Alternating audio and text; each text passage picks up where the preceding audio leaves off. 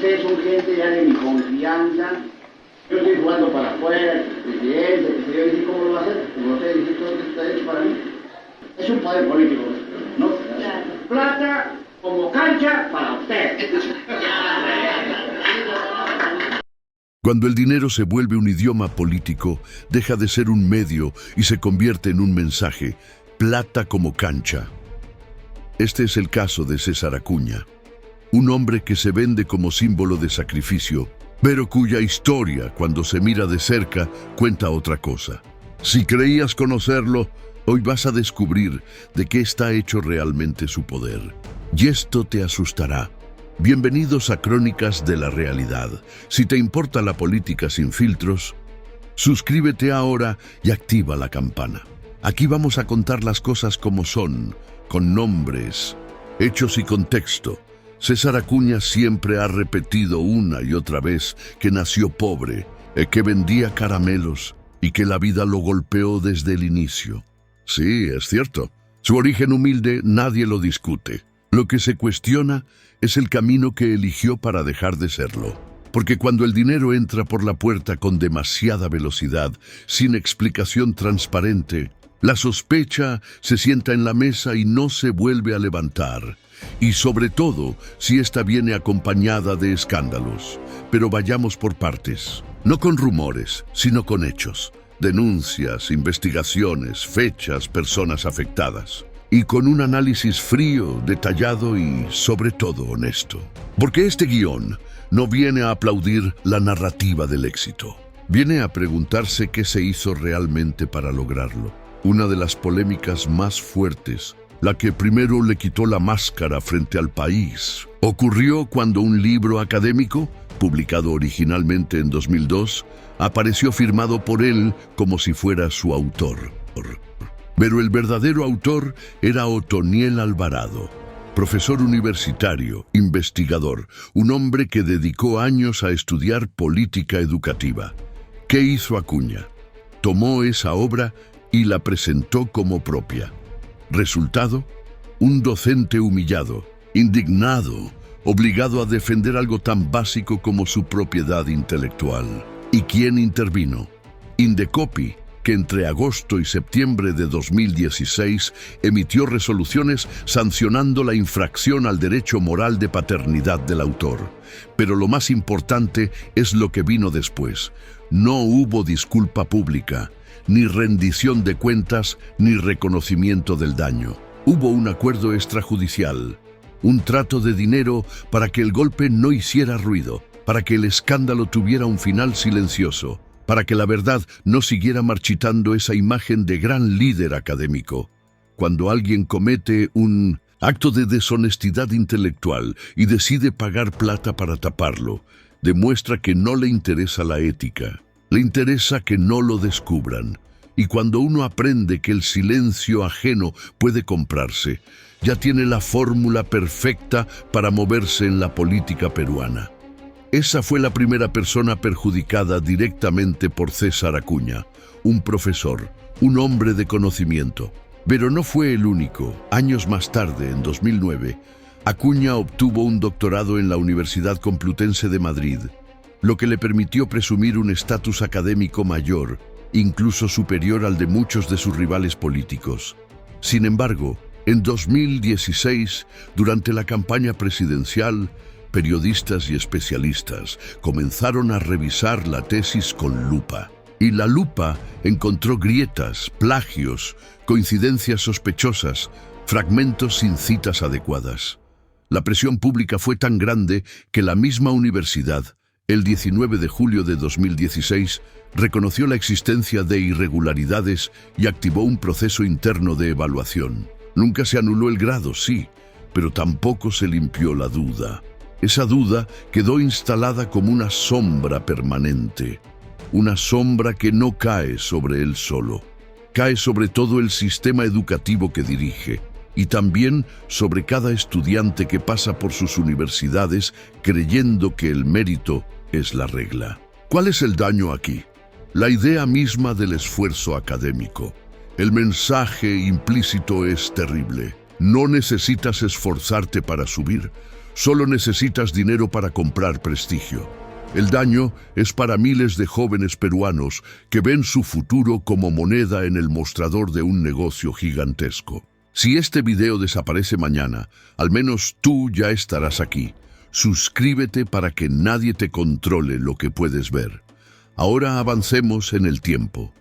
Entre 2007 y 2014, César Acuña fue varias veces autoridad municipal, alcalde distrital de La Esperanza y luego alcalde provincial de Trujillo. Un cargo que le daba acceso a algo muy valioso en el Perú: presupuesto público para ayuda social. Suena bonito en papel, ayudar a los más pobres, apoyar a quienes no tienen nada. Pero cuando se revisan las fechas de entrega de esas subvenciones, las cantidades, el tipo de beneficiarios y sobre todo, la coincidencia con campañas electorales, la cosa cambia. El patrón era evidente. Mientras más se acercaban las elecciones, más cheques se entregaban. No uno o dos, cientos.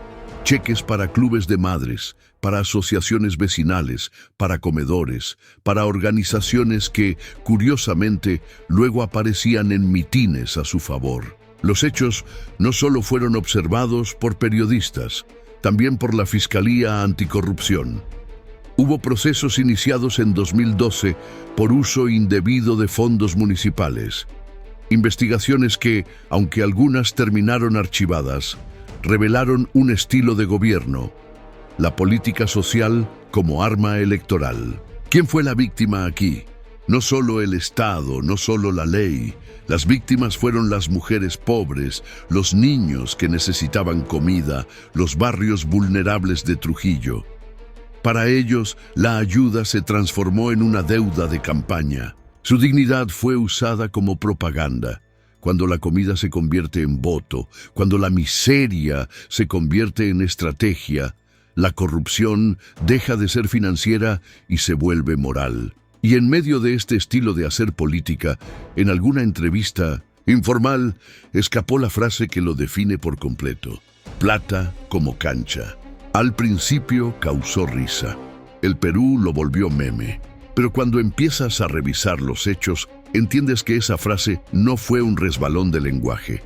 Fue una confesión involuntaria, porque todo lo que rodea a César Acuña huele a plata. Su marketing, sus campañas, su prestigio académico, sus acuerdos bajo la mesa, su forma de resolver problemas. Lo que para otros es escándalo, para él es solo una línea del presupuesto. Ese pensamiento es peligroso, muy peligroso, porque transforma la democracia en mercado negro, donde la ley se compra, donde el prestigio se compra, donde la voluntad ciudadana se compra, siempre y cuando haya cancha para gastar. Pero vamos al siguiente hecho. Cuando un periodista, Christopher Acosta, decidió hacer lo que todo periodista debe hacer: investigar, contrastar, preguntar, publicar, Acuña no intentó refutarlo con argumentos. No intentó demostrar que los datos eran falsos. No intentó aclarar lo dudoso. Lo demandó. Lo quiso llevar a prisión. Lo quiso obligar a pagar una indemnización multimillonaria. Lo quiso silenciar por la fuerza del sistema judicial. Ese proceso alcanzó su punto más alto el 10 de enero de 2022, cuando un juez dictó una sentencia condenatoria en primera instancia contra el periodista. La reacción nacional e internacional fue inmediata. Era demasiado evidente el intento de aplastar el derecho a informar.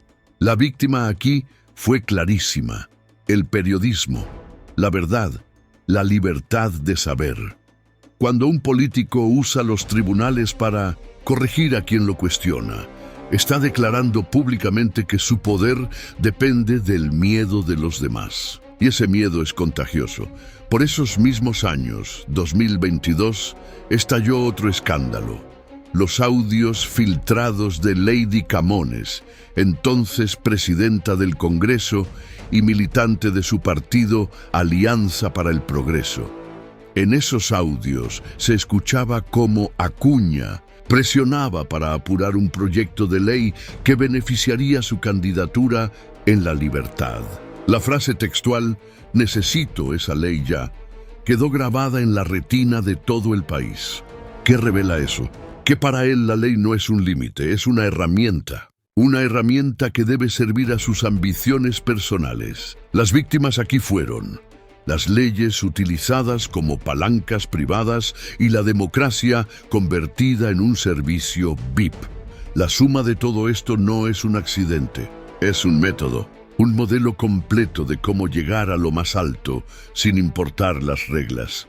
Un modelo que ha lastimado a un profesor, miles de estudiantes, comunidades enteras de Trujillo, periodistas y a la propia integridad del Estado peruano.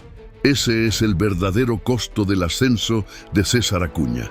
¿Y qué viene después? Su imperio universitario usado como maquinaria política, su origen patrimonial lleno de zonas oscuras, su relación con el poder siempre mediada por dinero, su visión de país convertida en marca comercial. Pero eso lo contaré en la siguiente parte, porque si no hacemos memoria, si no exigimos cuentas, este método seguirá creciendo hasta devorarlo todo. Y entonces el Perú entero vivirá bajo un único principio: plata como cancha. Mientras más se investiga a César Acuña, más aparece un mismo patrón. Todo se compra. El silencio se compra, el prestigio se compra, la fidelidad se compra. Pero lo más peligroso es que él también aprendió a comprar el Estado. Y cuando un candidato descubre que puede moldear instituciones a su antojo, con dinero y presión, ya no quiere ser candidato, quiere ser dueño del sistema. Para entenderlo, hay que mirar de frente la parte más grande y poderosa de su imperio, sus universidades. Porque no estamos hablando de 2 o 3 sedes pequeñas. Estamos hablando de una red educativa millonaria. Universidad César Vallejo, Universidad Señor de Zipán, Universidad Autónoma del Perú. Instituciones que juntas han acumulado decenas de miles de estudiantes, que pagan pensiones y tarifas por servicios educativos que se multiplican cada año, generando un flujo de dinero que cualquier banco envidiaría. Hasta ahí, todo podría sonar legítimo. Pero lo cuestionable no es tener universidades, es cómo se han usado. Porque cuando su partido, Alianza para el Progreso, necesita llenar plazas en un mitin, ¿a quiénes se moviliza? A estudiantes. Cuando necesita voluntarios, ¿quiénes aparecen? Jóvenes de esas mismas casas de estudio, vestidos con polos partidarios, grabados en cámaras mientras corean consignas políticas. Y cuando necesita mostrar apoyo popular, ¿a quién envían en buses? En los alumnos, muchas veces bajo presión. Aquí las víctimas no solo son estudiantes, son sus familias que creen estar pagando educación, cuando en realidad están financiando una maquinaria electoral. Retrocedamos al año 2010. En la campaña municipal de Trujillo, circulan testimonios de alumnos que denuncian que se les condicionó asistencia a eventos partidarios. Algunos cuentan que si no iban a las marchas de APP, sus notas podían verse afectadas. Ningún alumno quiso hablar con nombre y apellido por miedo. Ese miedo no puede ser casual. Cuando estudiar se convierte en deuda con un político, la educación deja de liberar y se vuelve cadena. Pero no solo la educación universitaria ha sido instrumentalizada. También el negocio privado con fondos públicos es una marca registrada del método Acuña. Durante sus gestiones municipales se contrataron servicios y publicidad con empresas cercanas a su entorno político. La frontera entre recursos del Estado y promoción personal se volvió borrosa. Mucho más cuando, según diversas investigaciones periodísticas, la municipalidad contrató publicidad institucional, justo en los mismos canales y espacios donde se difundían campañas de Acuña candidato. Aquí, otra vez, las víctimas fueron los contribuyentes. Gente que paga impuestos para tener mejores hospitales, mejores calles, mejores escuelas, no para financiar marketing político con el logo del alcalde candidato. Pero hay un capítulo que revela un costado aún más turbio. Un capítulo que se trató siempre de mantener en la penumbra, el origen del capital de Acuña. La historia oficial dice que fue ahorrando, trabajando duro. Pero al analizar la velocidad con la que su fortuna creció a partir de mediados de los años 90, algo no cuadra. Se compraron tierras, se levantaron edificios, se multiplicaron las sedes universitarias, todo en tan poco tiempo que la matemática se asfixia tratando de explicarlo. Por eso, no deberían sorprender las investigaciones por presunto lavado de activos que han rondado su nombre. Aunque no hayan terminado en condena, esas pesquisas existen, porque hay indicios que ameritan respuestas. Y aún no las obtuvimos. Mientras más alto sube, más oscura se vuelve la sombra a sus espaldas. Ese ascenso meteórico también lo llevó a ocupar un lugar central en la política nacional. En 2011 fue elegido congresista, pero su paso por el Parlamento fue frío y casi invisible, tanto que renunció al cargo en 2014 para buscar nuevamente la alcaldía de Trujillo. Ese abandono del puesto generó críticas intensas. No le interesaba legislar, le interesaba mantenerse visible, seguir en campaña permanente. Un congresista es elegido para representar a la gente durante 5 años. Acuña estuvo apenas 3 y se fue. Las víctimas, los ciudadanos que votaron por él. Su promesa incumplida. Y aquí entra la peor parte de su política. Acuña no se mueve por ideas, no se mueve por valores, solo se mueve por poder. Cuando un periodista como Christopher Acosta documenta todos estos hechos, Acuña responde como si lo estuvieran difamando. Pero la difamación ocurre cuando te inventan algo, no cuando te exponen con cosas que hiciste. Y aquel 10 de enero de 2022, cuando un juez lo favoreció con una condena contra la prensa, muchos políticos sintieron calor en la nuca. Si Acuña lograba callar la investigación, todos los demás se sentirían autorizados a hacer lo mismo. La víctima en ese punto ya no es solo un periodista. La víctima es el derecho de todo peruano a saber, el derecho a no ser gobernado por una mentira limpia y planchada con dinero. Y cuando la libertad de expresión cae, la corrupción se siente libre. Luego llegó septiembre de 2022. Los audios de Lady Camones explotaron en todos los noticieros del país. Se escuchaba al líder de APP ordenando apurar una ley para favorecer su candidatura regional. Necesito esa ley ya. Esa frase es la radiografía de su pensamiento político. El Congreso existe para servir al país, pero Acuña cree que existe para servirlo a él. Lady Camones fue removida de la presidencia del Congreso. ¿Acuña sufrió alguna consecuencia? Ninguna. Al contrario, siguió en campaña como si nada hubiera pasado. Y una vez más, ¿quién fue perjudicado? La institucionalidad democrática. Un país que ve como su Congreso solo responde al poder económico. Un país que entiende que algunos pueden torcer leyes con solo levantar el teléfono.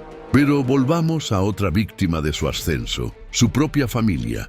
Su expareja, Rosa Núñez, también congresista, denunció públicamente en 2009 haber sido maltratada y abandonada. Dijo que Acuña usó su poder para quitarle apoyos dentro del partido. Incluso sus hijos han tenido conflictos con él por temas patrimoniales y presunta manipulación económica. Cuando el poder llega a destruir primero los vínculos más cercanos, ese poder ya no es herramienta, es adicción. Todo lo que toca lo convierte en deuda, todo lo que recibe lo convierte en arma. En 2025, el Gobierno Regional de la Libertad, que lideró hasta su renuncia, quedó bajo escrutinio por la compra de 100 camionetas para la PNP con un sobrecosto estimado de 17.88 millones frente a una operación comparable en Ancash. El caso fue destapado por Cuarto Poder y recogido por varios medios, mientras el propio Acuña negó irregularidades. Las indagaciones y pedidos de control continúan. En paralelo, reportajes de Panorama, Gestión y Epicentro revelaron que una joven empresaria de 23 años, Lucero Nicole Coca, Obtuvo contratos por más de 300 millones en La Libertad y también en Junín y Loreto, mediante consorcios. Tras el escándalo, la región anuló al menos uno de esos contratos, mientras la Contraloría revisa el caso. Además, el Jurado Nacional de Elecciones confirmó en octubre de 2025 que Acuña vulneró el principio de neutralidad electoral en 2 oportunidades cuando era gobernador, un fallo administrativo que se suma a su historial de sanciones electorales.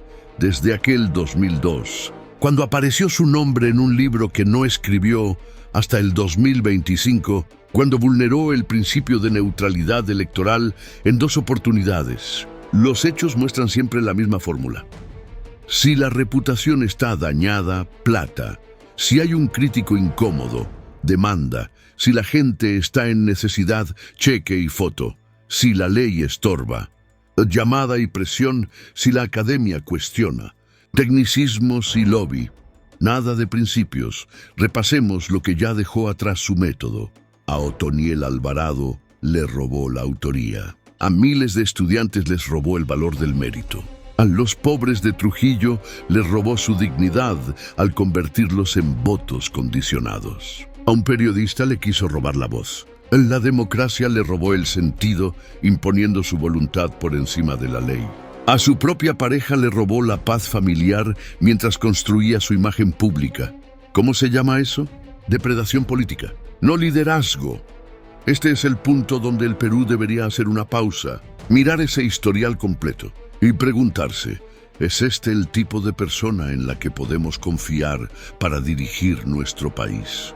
La respuesta honesta ya la sabes, pero el problema es que el método funciona. El dinero compra olvido, la publicidad compra confianza, la necesidad compra votos.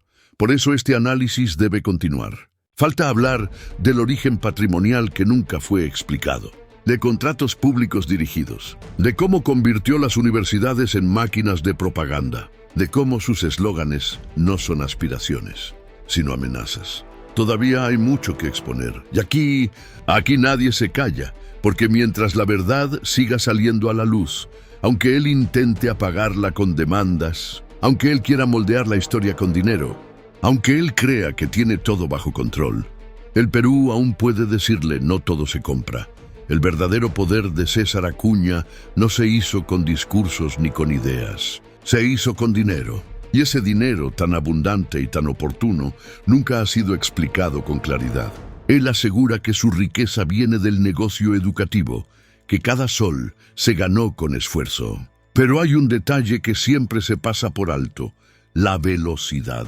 Porque un imperio del tamaño del suyo no nace de la noche a la mañana sin una inyección inicial lo suficientemente grande como para romper todas las estadísticas. En los años 90, mientras miles de peruanos luchaban por sobrevivir en medio de la crisis, él comenzaba una expansión vertiginosa, compra de terrenos, construcción de campus, publicidad masiva, apertura de filiales, una maquinaria que crecía sin freno.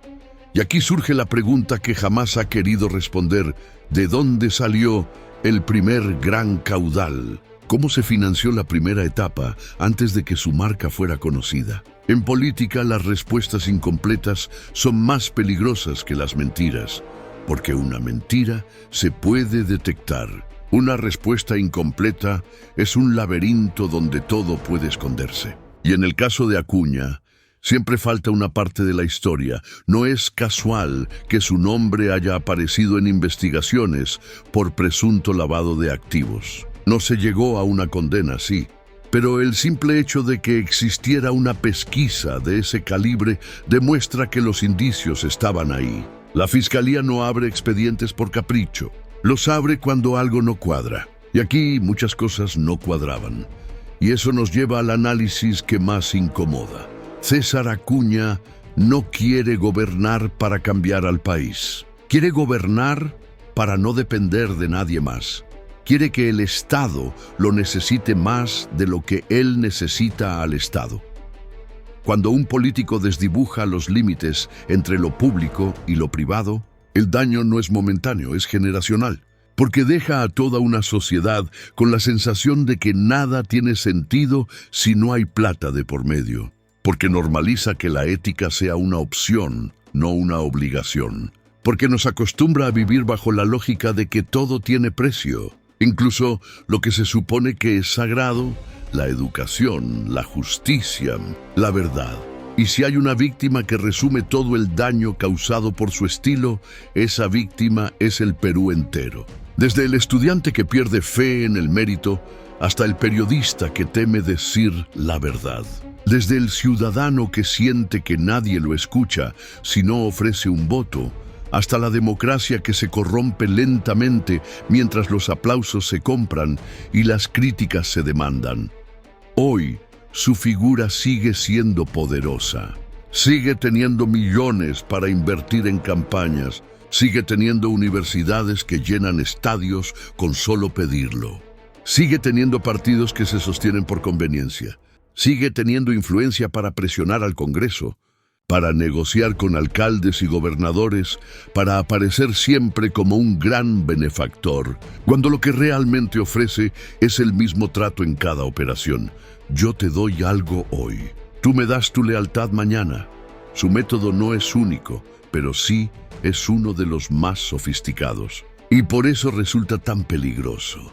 Porque cuando un país se acostumbra a ver la política como intercambio económico, deja de indignarse. Y cuando deja de indignarse, pierde. Pierde su voz, pierde su moral, pierde su futuro. Y eso es exactamente lo que el método Acuña quiere lograr. Un Perú que deje de hacer preguntas. Un Perú que solo extienda la mano esperando un cheque. Un Perú que crea que la democracia es un trámite más. Pero aún hay preguntas abiertas. ¿Cómo acumuló su fortuna en tan poco tiempo? ¿Quiénes lo han protegido cuando la verdad estuvo a punto de alcanzarlo? ¿Qué otros hilos mueve detrás de las cámaras del poder? ¿Por qué sigue siendo intocable después de tantas denuncias? Esas preguntas tienen respuestas y van a aparecer aquí, porque este análisis aún no termina. Todavía falta exponer lo que se escondió mejor. Los contratos, los vínculos con autoridades, los acuerdos que nunca se hicieron públicos, los testimonios de quienes trabajaron para él y pagaron el precio. Esto no es una persecución, esto es memoria, y quien teme a la memoria teme a la verdad. Por eso, este guión continúa, porque si César Acuña construyó un método para ascender, hoy nos toca construir un método para explicar cómo lo hizo. Y cuando todo esté claro, que sea el Perú quien decida si ese método merece seguir. Para entender por qué César Acuña ha sobrevivido políticamente a tantos escándalos, hay que mirar su habilidad más peligrosa, convertir enemigos en clientes. Y en el Perú, quien logra eso tiene el camino pavimentado. Él no necesitó conquistar a la clase política, la compró. Con promesas, con cargos, con alianzas oportunistas. Siempre se rodea de quienes están dispuestos a recibir, porque sabe que quien recibe queda atado al que entrega. Durante su primera campaña presidencial en 2016, varios personajes con historial cuestionado se sumaron a su entorno político, buscando un salvavidas. Y él con generosidad estratégica se los dio. No les pedía convicción ni lealtad ideológica. Les pedía algo más simple, ser útiles. Así, Alianza para el Progreso se convirtió en un refugio de políticos que se habían quedado sin casa, pero con votos en sus bolsillos. La política ya no era representación, era un club privado. Representación, era un club privado. Y esa forma de operar lo llevó a jugar siempre varias cartas al mismo tiempo. Si no ganaba una elección grande, ganaba 4 pequeñas. Si perdía la presidencia, ganaba municipios. Si no ganaba un congreso completo, ganaba congresistas estratégicos. Si no controlaba el gobierno nacional, controlaba gobiernos regionales y alcaldías. Ese reparto de poder territorial le permitió negociar siempre desde arriba, incluso cuando no estaba en primera línea. Pero volvamos a uno de los puntos más delicados del método Acuña. La plata siempre vuelve. Cuando un político invierte millones en una campaña, no lo hace por amor al Perú, lo hace para recuperar con intereses. Y cuando ese político además tiene universidades, constructoras y servicios que pueden ganar contratos del Estado, el negocio se vuelve perfecto. No necesita robar, solo necesita ganar licitaciones donde su influencia pese más que la competencia transparente. En La Libertad, entre 2011 y 2020, varias municipalidades gobernadas por su partido contrataron servicios educativos, consultorías y publicidad institucional vinculadas a su red empresarial. No todas esas contrataciones fueron ilegales, pero sí altamente convenientes para él, porque mientras más crecía su influencia política, más crecían sus empresas, y mientras más crecían sus empresas, más poder político obtenía. El círculo perfecto para que nadie pueda bajarlo sin que el sistema completo tiemble. Uno de los ejemplos más claros fue lo que ocurrió alrededor del 2012 y 2013, cuando la municipalidad de Trujillo, aún bajo influencia de su partido, destinó fuertes pagos en publicidad a medios que, curiosamente, promocionaban intensamente su figura como líder nacional. Era dinero del Estado convertido en apalancamiento electoral. Y aunque legalmente fuera difícil probar responsabilidad directa, el daño moral estaba hecho. La línea entre recursos públicos y ambición privada quedó borrada del pizarrón. Y aquí aparece otra clase de víctimas: los trabajadores del Estado, que se ven obligados a seguir órdenes políticas disfrazadas de decisiones técnicas. Funcionarios que, si cuestionaban algo, eran cambiados de puesto o apartados del camino. Algunos hablaron en voz baja, muy baja, porque enfrentarse a un político que puede pagar los mejores abogados no solo es un riesgo laboral, es un riesgo personal. Ahora, detengámonos en un caso que muchos prefieren olvidar, pero que revela la esencia íntima del personaje: el conflicto con su exesposa, Rosa Núñez. En 2009, ella dio declaraciones que estremecieron la prensa. Denunció maltratos psicológicos, presiones, intentos de control económico. Dijo que él estaba dispuesto a usar su poder político para destruirla si seguía hablando. Y no hay nada más revelador que el testimonio de una persona que conoció al poderoso sin cámaras ni micrófonos. Rosa Núñez fue una víctima no en el ámbito público, sino en el privado, donde las máscaras se caen. Y su relato muestra que el método Acuña no distingue esferas. La manipulación y la presión son herramientas tanto en la cama como en el Congreso. Ese mismo patrón se vio también en 2015, cuando una trabajadora del hogar de nombre Nélida denunció que Acuña la había despedido sin beneficios, mientras él hacía campaña mostrándose como defensor de los pobres. La doble cara del empresario de éxito quedó expuesta ante la prensa local de Trujillo. ¿Y qué pasó después? Nada, silencio, porque la voz de una trabajadora humilde nunca pesa tanto como el dinero de un millonario. Si seguimos avanzando en el tiempo, llegamos a 2020, cuando el país se enteró de que Acuña no solo tenía poder político y económico, también tenía poder dentro de la justicia. En aquel año, la Corte Suprema anuló la condena a los periodistas por el caso del libro. Pero Acuña ya había logrado su objetivo: amedrentar a todos los que alguna vez pensaron en investigarlo a fondo. La amenaza seguía flotando en el aire. Si hablas de mí, te meto un juicio. Ese precedente quedó grabado en la mente de toda la prensa nacional. Y así, los medios empezaron a tratarlo con delicadeza. El miedo es un arma silenciosa, pero devastadora. También en 2022, cuando estalló el audio donde exigía la aprobación de una ley para beneficio personal, la presidenta del Congreso, Lady Camones, cayó. Pero él se mantuvo. Esa inmunidad no la tiene cualquiera. La tiene alguien que ha construido redes tan profundas que si él cae, caen demasiados. César Acuña no es un accidente. Es el producto más puro del sistema que él mismo ayudó a corromper. Pero lo más inquietante de todo es lo que viene, el futuro inmediato, porque su ambición no ha sido saciada. Su objetivo final es todavía más grande que las alcaldías, que el Congreso, que un gobierno regional. Quiere la presidencia. Quiere que la Casa de Pizarro sea otra sede de su imperio. Quiere gobernar un país bajo la misma ley que gobierna sus negocios, la ley de la billetera. Y si ese día llega, ¿qué quedará del Perú? ¿Una república o un centro comercial? Todo lo dicho hasta ahora no es solo un recuento de escándalos, denuncias o coincidencias sospechosas. Es la radiografía completa de un sistema que se ha infiltrado profundamente en la vida pública del Perú. Un sistema que César Acuña ha moldeado a su conveniencia para ascender, para apoderarse de instituciones, para convertir el servicio público en servicio personal. Y si nadie pone límites, ese sistema seguirá expandiéndose hasta convertirse en una forma normal de hacer política. Porque lo más peligroso del método Acuña no es lo que ya ocurrió.